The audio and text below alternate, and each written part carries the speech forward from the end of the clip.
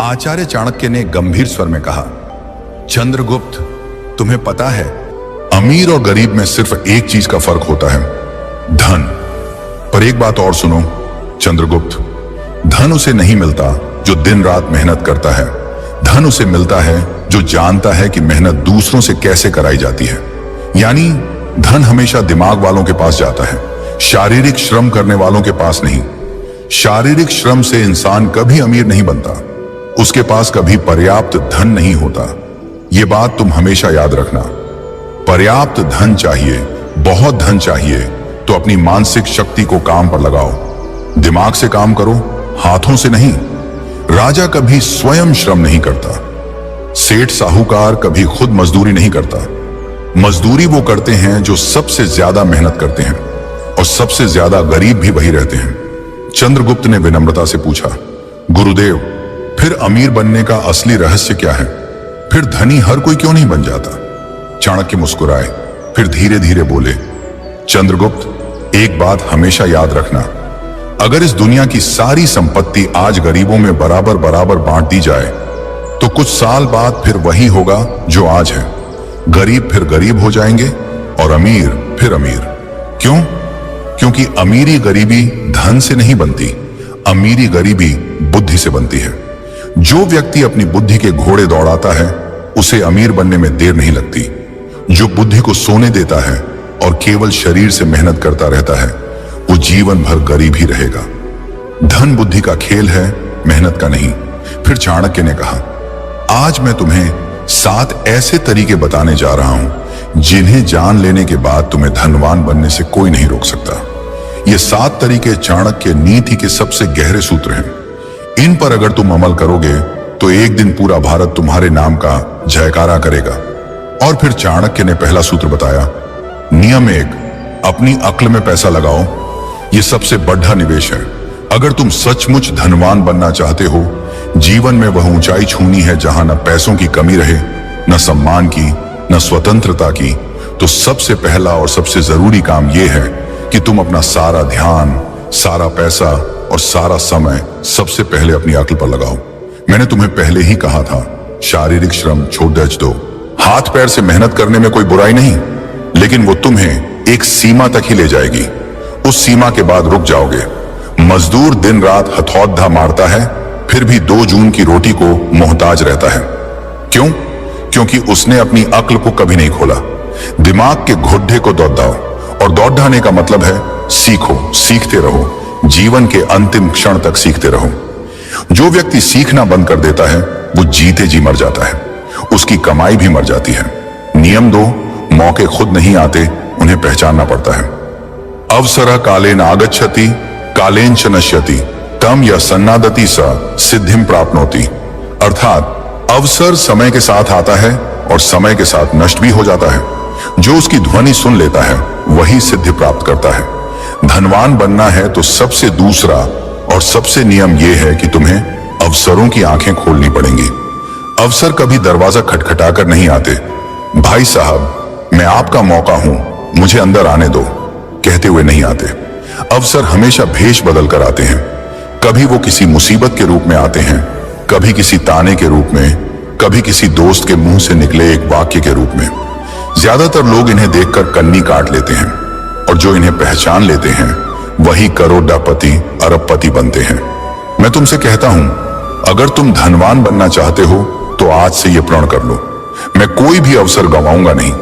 चाहे सीखने का हो, कमाने का हो, जुद्धने का हो, घूमने का हो, कुछ नया करने का हो, मैं उसे पकड़ दूंगा। याद रखो, धन तुम्हारे पास नहीं आता, धन तुम तक आने का रास्ता ढूंढता है, और वो रास्ता है अवसर। जितने ज्यादा अवसर तुम पकड़ डरोगे उतने ही ज्यादा रास्ते धन के लिए खुलते जाएंगे। और अगर तुम अवसरों को चूकते रहे तो चाहे कितना भी पहला नियम सीखना फॉलो कर लो, तुम्हारी सारी सीख बेकार हो जाएगी, क्योंकि सीख का इस्तेमाल करने के लिए मौका चाहिए। नियम 3, समय धन से भी कीमती है। अगर तुम सचमुच धनवान बनना चाहते हो, करोड़ों अरबों नहीं, बल्कि वो स्वतंत्रता हासिल करनी है जहां पैसा तुम्हारा गुलाम बने, न कि तुम पैसे के गुलाम रहो, तो आज से एक बात हमेशा के लिए गांठ बांध लो, समय पैसों से 1000 गुना ज्यादा कीमती है। पैसा खो गया तो दोबारा कमा लोगे, लेकिन समय खो गया तो वो हमेशा हमेशा के लिए चला गया। एक बार गया तो लौटकर कभी नहीं आएगा।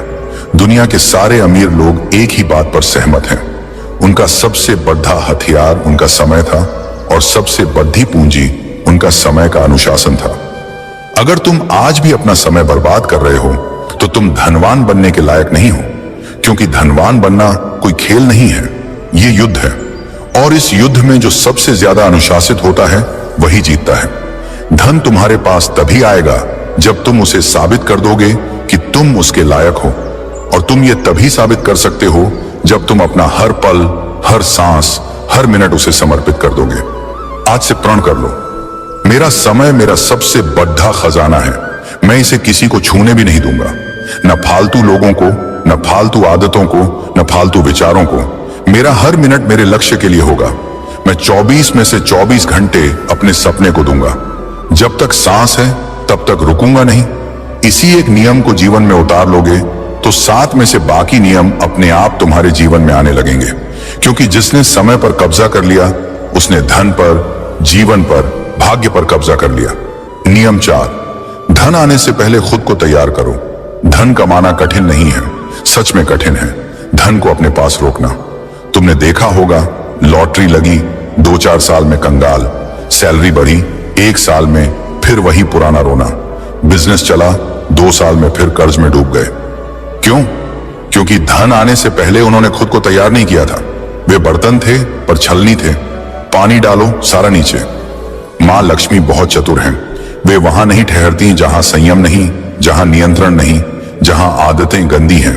धन एक नदी है, अगर तुमने बांध नहीं बनाया तो वह बह जाएगी, और बांध बनता है तुम्हारे अंदर, तुम्हारी आदतों में, तुम्हारे चरित्र में। इसलिए आज का नियम सबसे कठोर और सबसे जरूरी है। धन आने से पहले खुद को तैयार करो। अगर तुम आज गरीब हो पर संयम सीख लोगे तो कल अमीर बनकर भी राजा बने रहोगे, और अगर आज अमीर हो पर संयम नहीं सीखा तो कल कंगाल बनकर रोओगे। धन आता है तो तुम्हारी असली परीक्षा शुरू होती है। वह तुम्हें दिखाता है कि तुम सच में कौन हो। लालच है या संतोष, अहंकार है या विनम्रता, फिजूल खर्ची है या विवेक, दिखावा है या गरिमा। ज्यादातर लोग इस परीक्षा में फेल हो जाते हैं। पहली बड़ी सैलरी आई नहीं कि नई गाड़ी, नया फोन, पार्टी, शराब, मौज मस्ती।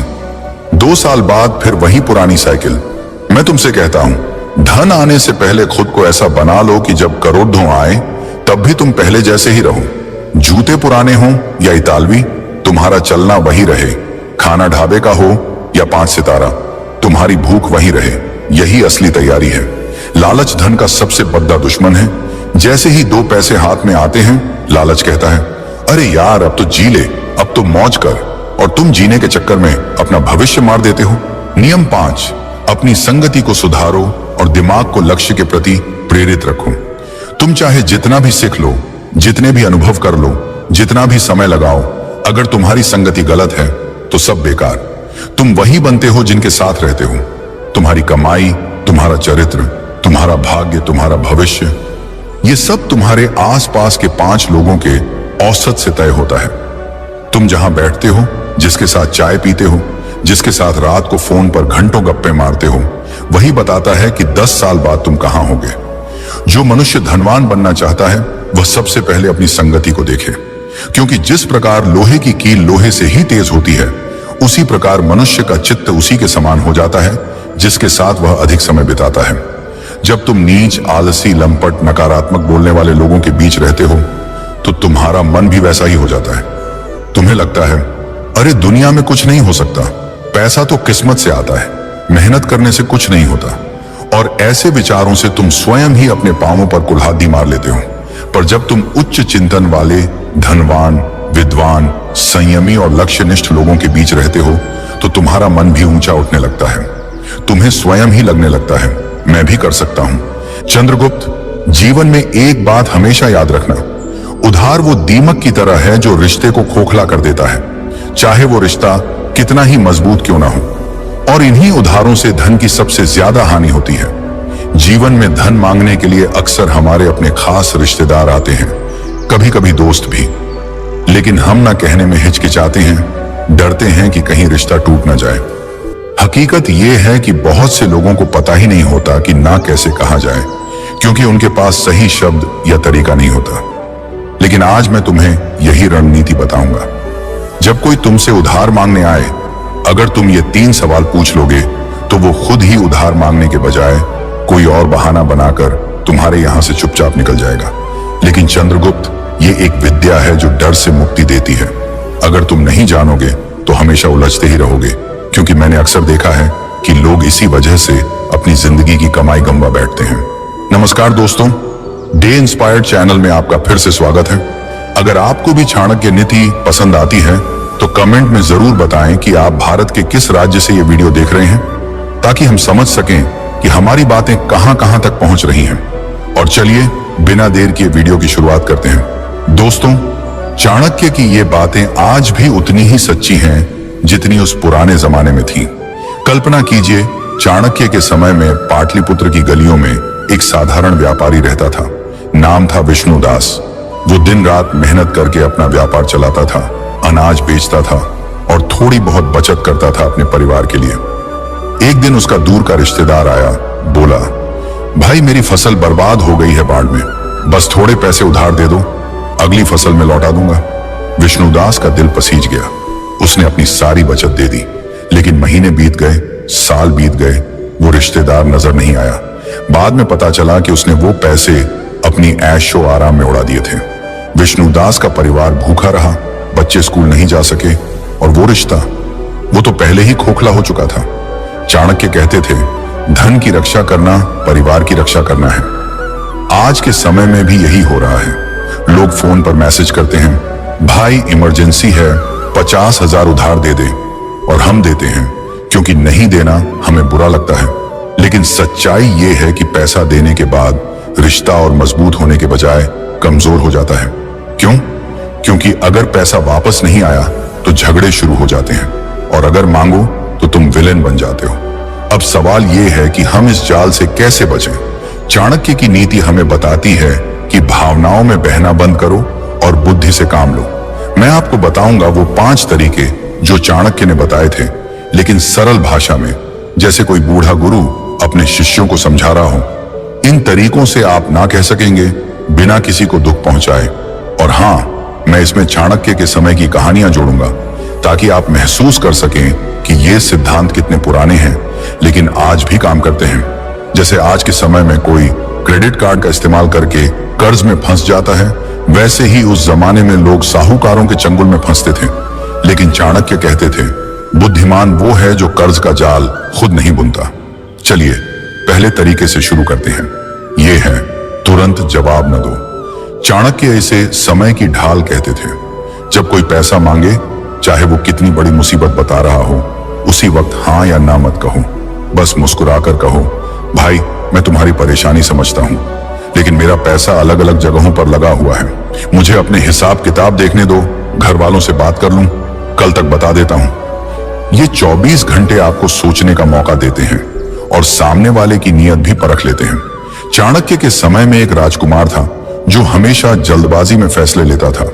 एक बार एक जासूस उसके पास आया, बोला, महाराज मुझे तुरंत सोने की मुद्राएं चाहिए, दुश्मन की जासूसी के लिए। राजकुमार ने उसी वक्त दे दी। बाद में पता चला वो जासूस दुश्मन का था। चाणक्य ने राजकुमार को डांटा, समय लो, सोचो, तब फैसला करो। आज के समय में भी अगर कोई ट्रांसफर करने को कहे तो कहो, बैंक बंद है आज, कल देखते हैं। आप देखेंगे अगर जरूरत झूठी है तो वो इंतजार नहीं करेगा, किसी और के पास चला जाएगा। लेकिन अगर सच्ची है तो इंतजार करेगा। यह तरीका आपको आसान शिकार होने से बचाता है। मैंने खुद देखा है, मेरे एक दोस्त ने ऐसा किया। उसका चचेरा भाई आया, 20,000 मांगे। दोस्त ने समय मांगा। अगले दिन भाई खुद बोला, रहने दे, किसी और से ले लिया। बाद में पता चला वो पैसे पार्टी में उड़ाने थे। ऐसे छोटे छोटे अनुभव हमें सिखाते हैं कि धैर्य कितना बड़ा हथियार है। अब दूसरा तरीका, सवाल पूछो लेकिन तरीके से। 24 घंटे बाद जब वो वापस आए तो तुम सफाई मत दो कि पैसा क्यों नहीं है, बल्कि उनसे पूछो, भाई मैं मदद करना चाहता हूं लेकिन मुझे ये पैसा जल्दी वापस चाहिए क्योंकि मेरे अपने खर्च हैं। तुम्हारा वापस करने का ठोस प्लान क्या है? पैसा कहां से आएगा? यह सवाल उनकी नीयत को नंगा कर देता है। चाणक्य कहते थे, सवाल वो तीर है जो झूठ को भेद देता है। उनके समय में एक साहूकार था जो लोगों से उधार लेता था, लेकिन चाणक्य ने अपने शिष्यों को सिखाया, पूछो कैसे लौटाओगे? साहूकार हमेशा गोलमोल जवाब देता और लोग बच जाते। आज के समय में भी अगर कोई कहे सैलरी से दे दूंगा तो ठीक है, लेकिन अगर बोले चिंता मत कर, भरोसा रख, तो सावधान हो जाओ। तब तुम कहो भरोसा तो है लेकिन रिश्ता पैसों से ऊपर है। अगर पैसा नहीं लौटा तो रिश्ता खराब हो जाएगा और मैं वो नहीं चाहता। ये बात उन्हें सोचने पर मजबूर कर देगी। एक बार मेरी मौसी के साथ ऐसा हुआ। उनका भतीजा आया, पैसे मांगे। मौसी ने सवाल पूछा। भतीजा हकलाया और खुद ही बोला, रहने दे चाची, मैं किसी और से ले लूंगा। बाद में पता चला वो पैसे शेयर मार्केट में लगाने थे जहां वो हार गया था। ऐसे में सवाल पूछना आपको रक्षक बनाता है, न कि लुटेरा। तीसरा तरीका, सुरक्षा मांगो। चाणक्य इसे बंधक का नियम कहते थे। अगर वो अभी भी जिद करे तो कहो, भाई नियम तो होते हैं, मैं पैसा दे दूंगा, लेकिन बदले में एक छोटी सी गारंटी चाहिए, जैसे चेक या कोई चीज रखवा दो। चाणक्य कहते थे, बिना बंधक के धन रेत में पानी है। उनके समय में लोग सोने की अंगूठी या जमीन का कागज रखवाते थे। एक कहानी है, चाणक्य के एक शिष्य ने एक व्यापारी से उधार मांगा। शिष्य ने कहा, मुझे भरोसा है, लेकिन चाणक्य ने हस्तक्षेप किया, भरोसा अच्छा लेकिन प्रमाण बेहतर। व्यापारी ने चेक मांगा और वो व्यक्ति भाग गया। आज के समय में पोस्ट डेटेड चेक मांगो। अगर वो नाराज हो जाए, बोले तुम्हें शक है, तो कहो नहीं भाई, ये तो बस सुरक्षा है। जो साफ नियत का होगा वो दे देगा, लेकिन जो नहीं वो खुद चला जाएगा। मैंने एक पड़ोसी को देखा जो हमेशा उधार देता था। एक बार उसने गारंटी मांगी और मांगने वाला नाराज हो गया, लेकिन बाद में पड़ोसी का पैसा बच गया क्योंकि वो व्यक्ति दूसरों को ठग रहा था। यह तरीका आपको मजबूत बनाता है और रिश्ते को बचाता है। चौथा तरीका, कमी का भ्रम पैदा करो। अगर वो कहे ठीक है, घर वालों से बात कर लो, तो कहो यार पैसा तो था लेकिन अभी अभी फिक्स डिपॉजिट में डाल दिया, अगर निकालूंगा तो नुकसान होगा, अगर तुम वो नुकसान भरोगे तो निकाल लूं। चाणक्य इसे अभाव का माया कहते थे। उनके समय में एक राजा ने अपने मंत्री से कहा, मेरे पास खजाना है लेकिन अभी बंद है, अगर तुम खोलने का खर्च दोगे तो दे दूंगा।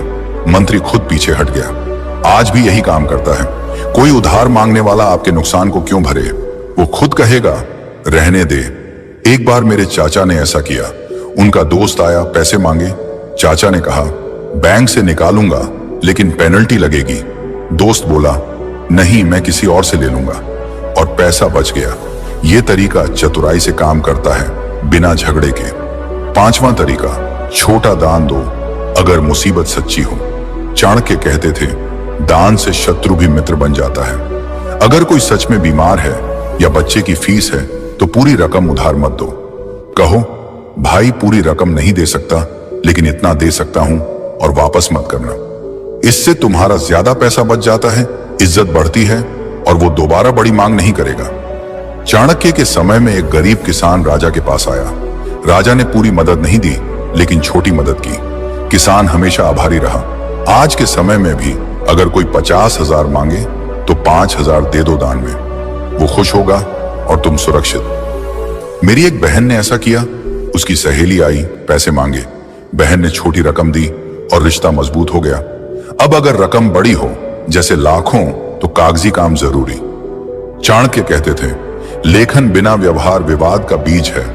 एग्रीमेंट बनाओ, चेक लो। जो साफ होगा वो मान जाएगा, जो नहीं वो भागेगा। अंत में चाणक्य की सीख, रिश्ते की कीमत समझो। अगर पैसा न देने से रिश्ता टूटे तो वो रिश्ता था ही नहीं। स्वयं की रक्षा करो। आज से नियमों को अपनाओ। समय लो, सवाल पूछो, गारंटी मांगो, कमी दिखाओ, दान दो। ना कहना आत्मसम्मान।